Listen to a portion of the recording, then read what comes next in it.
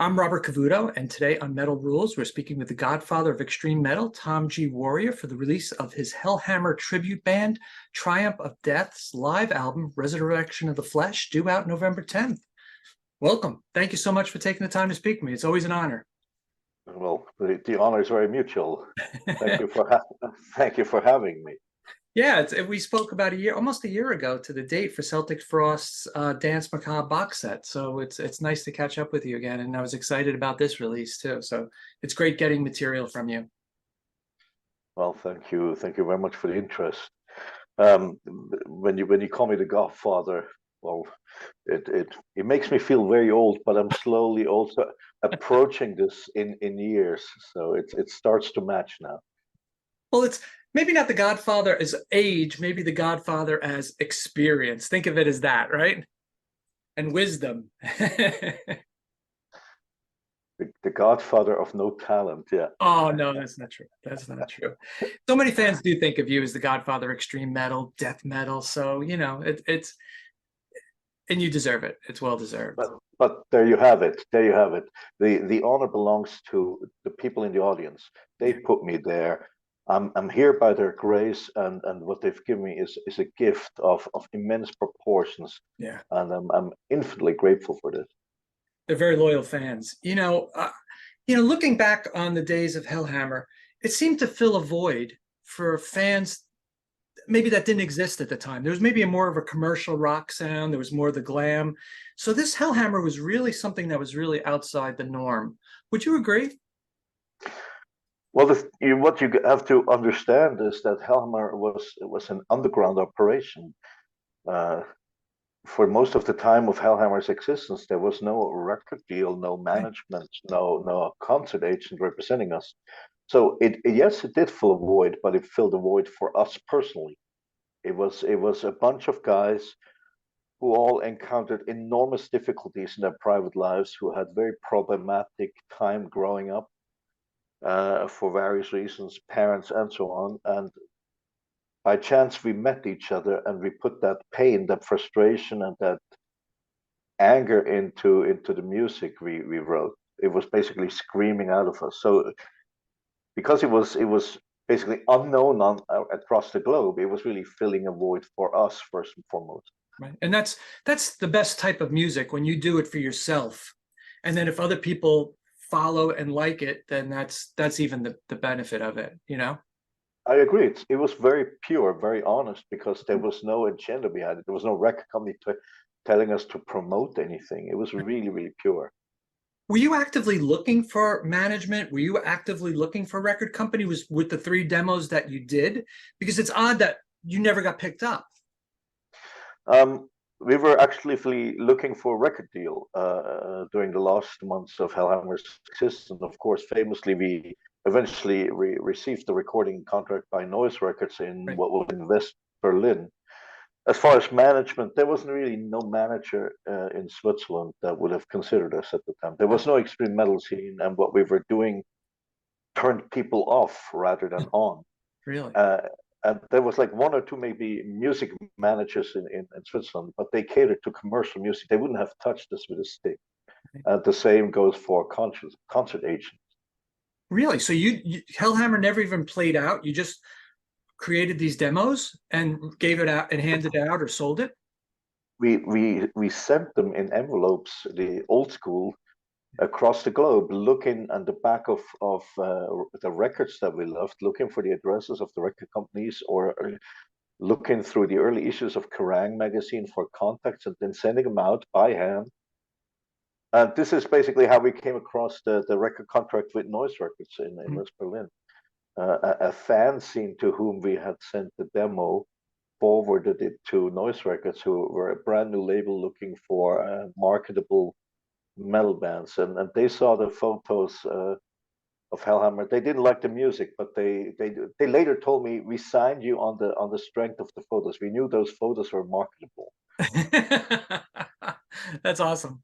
Whatever way it works, right? I guess so. Yeah. Here I am 42 years later, you know. Yeah, that's true. Yeah, the success from it is incredible.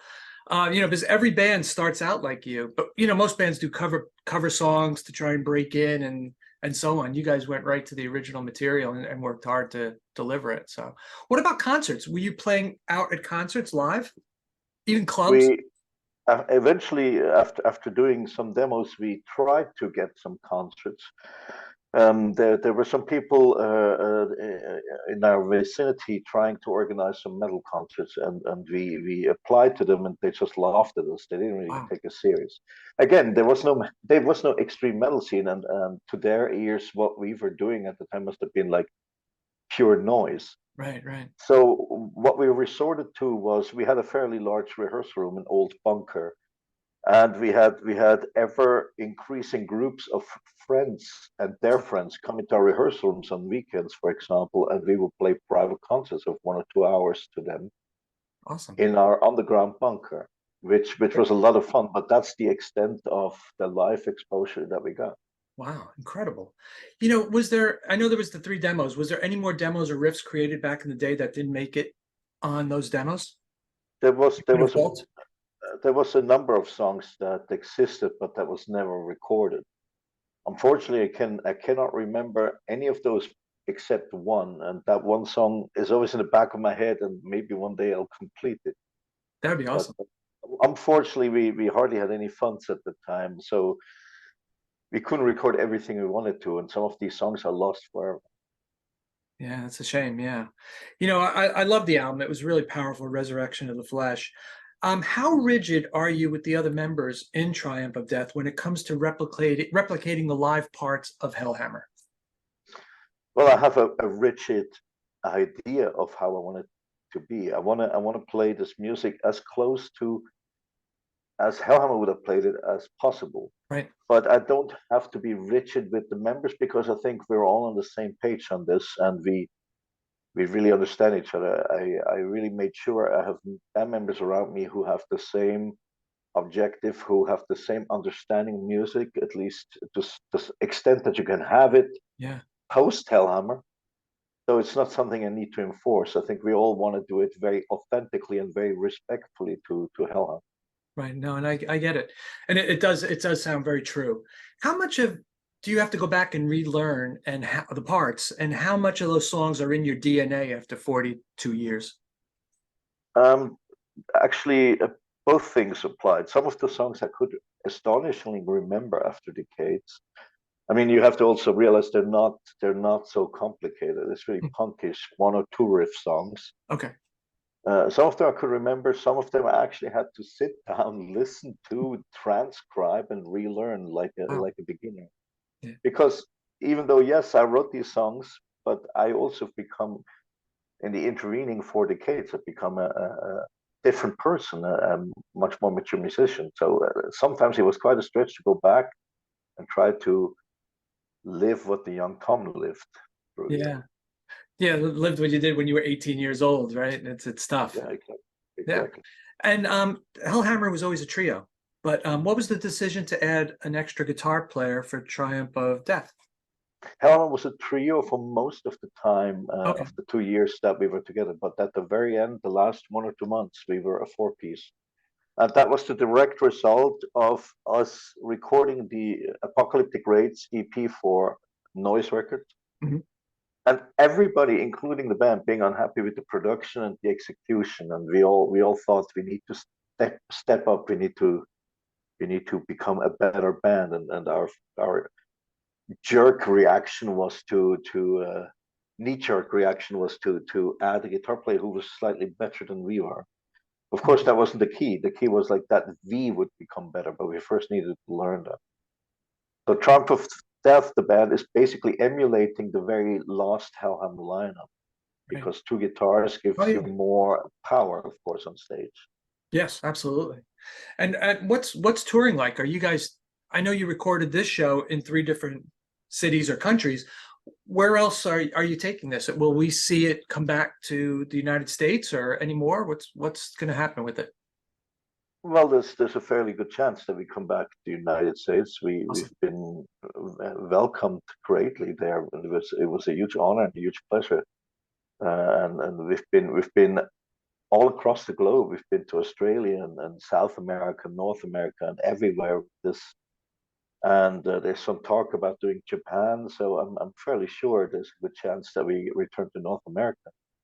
There's no solid plans. Like I said, just like in Hellhammer, we don't really have to represent or promote the new album. This live album is basically a record of what we're doing anyway, Right. and what we have been doing since 2019, I think it was. Yeah. So we are very, very free. It's a very pressure-free band. We can just go play and enjoy it the way music should be done. That's the way it should be, definitely. You know, I was searching around and I saw that you guys in 2019, Triumph of Death, released Psycho Las Vegas. Yeah. Outside of different different band members, the set list looked basically the same. So what was the difference between that and this and choosing the similar songs or the same songs? It is basically the set list we have been playing for a while. And it was important for us to have a record of it, to record it for Yeah. our own, as a keepsake for our own. Now that we have the album, we feel free to also amend the set list to include some songs that we haven't played yet by Hellhammer, and that there's a handful that we could still do. Yeah. For example, Buried and Forgotten, which is quite an important song for Hellhammer. Right. So that's what we're going to do, I think, in the future. Finally, amend the set list, also incorporate some new old Hellhammer music, and then see wherever they want us to play, as long as they want us, we will be around. I would love to see you guys. It's basically a fun side project, you know. Yeah, no, I get it. It has its own legs. I mean, you have, Celtic Frost, Trypticon, this, so it's all keeping you busy, I guess, in certain respects. How come you never really took new material created new material for Hellhammer? You always directed it elsewhere. Well, Hellhammer had run its course after 2 years. It really did. There's one song on the live album called Visions of Mortality, and that was the very last song we wrote in Hellhammer. Yeah. And it was never recorded in Hellhammer because Martin, Eric Ain, and I felt this is really a completely different style, and we need a new band vehicle for that. So on the strength of that song, we formed Celtic Frost to do more of this. We just felt we were finally getting somewhere as musicians, and Hellhammer, out of the blue for us, with the perception of the time, was too limiting. Interesting. We loved Hellhammer's radicalness, we loved the heaviness, but we wanted to do much more on top of it. Now, of course, I have fulfilled that in Celtic Frost and in Trypticon, so now I can easily play this primitive punky music for what it is. But back then, we really were striving to get somewhere artistically. And Visions of Mortality was only recorded in Celtic Frost. So that basically prevented doing new Hellhammer music. We felt the band had run its course. Wow. But maybe, perhaps, I will do some new songs in the Hellhammer vein with Triumph of Death one day down the road if it feels right. But I'm careful with these things. Yeah. It was a bold decision at such a young age to walk away from the brand of Hellhammer that you work so hard to build up and to go and different style of music. And that must have taken a lot of, balls to do that, because so many people would not walk away from a brand like that. After languishing in a rehearsal room with water and mildew and stench and everything for years, and then finally getting a record deal, yes, it was a bold decision to say, okay, we got a record deal, we did an EP, now we're just going to confront the record company with a completely new band and a new concept. Yes, it was quite bold, and we understood it was bold, but I don't know if we really understood just how bold it was at the time. But I have to say, without blowing my own horn, I think that really characterized Celtic Frost. The boldness, the courage to do whatever we felt we needed to do for artistic reasons and risk our career multiple times. And of course, as everybody knows, one or two times we also fell flat on our faces with that. But I'm as an artist, the music is art. I'm very proud that we had the guts to do these things and reinvent ourselves all the time. Right. And that's a tribute to you too. The resilience to say, you know what? It took all this time to get here, and now I'm going to switch. and move to a different band. So, and then succeed, because you have succeeded with Celtic Frost. So that's kudos to you and your resilience as a musician and as a talented songwriter. Well, the thing is, I became a musician for music, not for commercial reasons. Ah, okay. And Yeah. of course, at some point, it also becomes a business. But I never abandoned my principles of being a musician because I love music, because I'm passionate about music. And if you call yourself a musician, yes, you should let art guide you. Yeah. And if you do it right, the art is good enough to sell without yourself bending over backwards for commercial reasons. That Makes was always my approach. I always thought if my product is good enough, it can be artful, it can be experimental, and I don't have to sell myself. And by and large, this approach worked for 40 years. That's awesome. That's awesome. What's on the horizon for Celtic Frost and Trypticon? Anything you're working on for those two bands?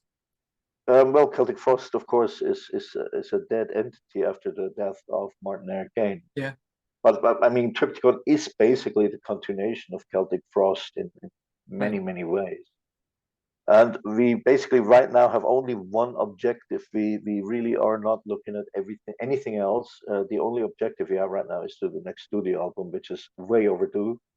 Yeah. So right now we're not accepting any plans, any proposals other than Right. continuing work on the studio album and releasing it next year. That is really the mountain that's ahead of us. And when we have surmounted that, we'll talk about that plan.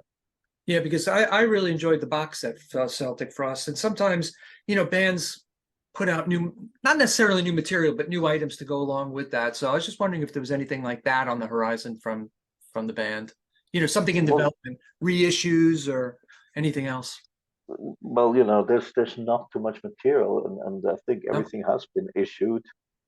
But it's fine. As I said, Celtic Frost in many ways lives on in Trypticon. There's two ex-Celtic Frost members in Trypticon, and my approach is exactly the same as it was in Celtic Frost.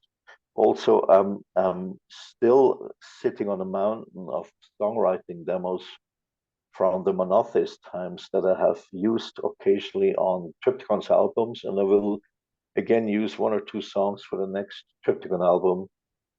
So it really is like a reincarnation of Celtic Frost in many ways. The only thing missing, of course, painfully, is Martin Arcane. Yeah, I get it. I get it. Well, listen, I want to thank you so much for your time today. It's always a pleasure to speak with you. And I hope to get the chance to meet you one day when you come to New York City or New Jersey for a show. It would be a pleasure. I would love that very much. Thank you so Thank much. you, Robert. Thank you Thank so you, much Tom. for your time. Thank you. Have a great day. Bye-bye. You too. Thank you.